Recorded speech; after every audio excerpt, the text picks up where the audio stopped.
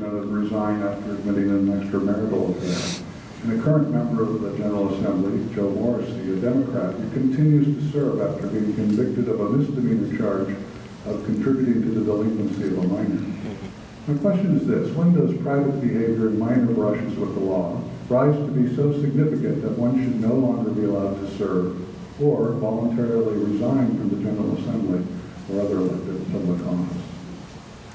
I think all of us have to decide in our own lives what the right answer is. So in the former case, a delegate made a decision based on a family matter to not continue service. In the case of Joe Morrissey, there's simply no excuse for having a pedophile sitting on that House floor, period. The fact that we're dealing with someone who essentially slept with an employee and harassed that employee technically harassed that employee, proceeded to have a child with that employee, to be convicted and to be serving in the House while serving a jail sentence is appalling and absurd. The fact that he continues to try to run for office suggests an incredible lack of introspection and responsibility. But I think as legislators, our job is going to be to figure out how on earth it is possible for this man to continue his attempts at public service. Mr. Tom. I think it's right to have a high expectation that our elected officials have a high degree of integrity, and I think they both, should have resigned from their posts. Mr. Fletcher. I think part of the underlying issue here is making sure that we assign the right penalties to the right offenses. And I think that in large part the system we have that says that if you're convicted of a felony you can't serve in public office makes sense, except that too many things are felonies that shouldn't be, and too many people wind up being convicted of misdemeanors instead of felonies because they have the right connections, they have the right representation, or they have a sympathetic local judiciary. So I think that while we do need a lot of different reforms in the criminal justice system, the system that we have now of saying that felonies are incompatible with public office makes sense. Now, I would put probably one caveat on that, which is I think incarceration is incompatible with service in the General Assembly. And so I think if you're in that kind of a situation, you shouldn't serve.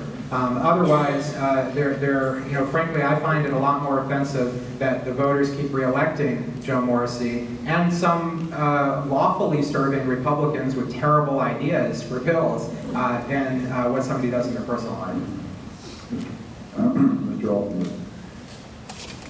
Again, the question of ethics and whether or not somebody is a criminal, there are in a certain way two different questions. Criminals should not be serving anyone, especially if they're convicted of a felony crime.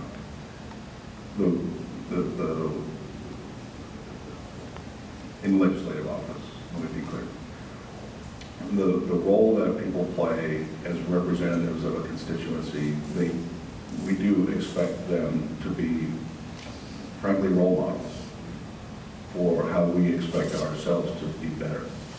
And if we cannot elect people that are role models in that regard, then we're doing ourselves a disservice. To Craig's point, the fact that people keep electing criminals into these positions is reprehensible. We need to be clear about what we expect of our legislators, and we need to make that legislation law. Mr. Liberty? I don't think any non-criminal behavior should force someone against their will out of the legislature. I think that if someone chooses, based on non-criminal behavior, to leave, obviously that's up to him or her. But I think that would go too far. I certainly think that someone serving a sentence, whether for a felony or a misdemeanor, should not be able to run for office. But I do think, by the way, that ex-felons, someone who served their time and done their duty, should be able to come out and actually have a chance to serve. It's up to the voters to decide what they've done and whether that makes them incompatible for service. When it comes to misdemeanors, partly I do think it depends on the crime. I'm for reform of the drug laws in Virginia. Feel so very strongly. I do not hold anyone who's in jail for a nonviolent drug crime. I that doesn't bother me personally. Someone smoked marijuana, and I wouldn't want them to do it on the floor in Richmond. But at the end of the day, there are certain misdemeanors. There are other misdemeanors. There are embezzlement, and some of the things involving fraud, involving lack of trust, where I do think someone's impaneled for service. So I think it depends on the misdemeanor there. Another question.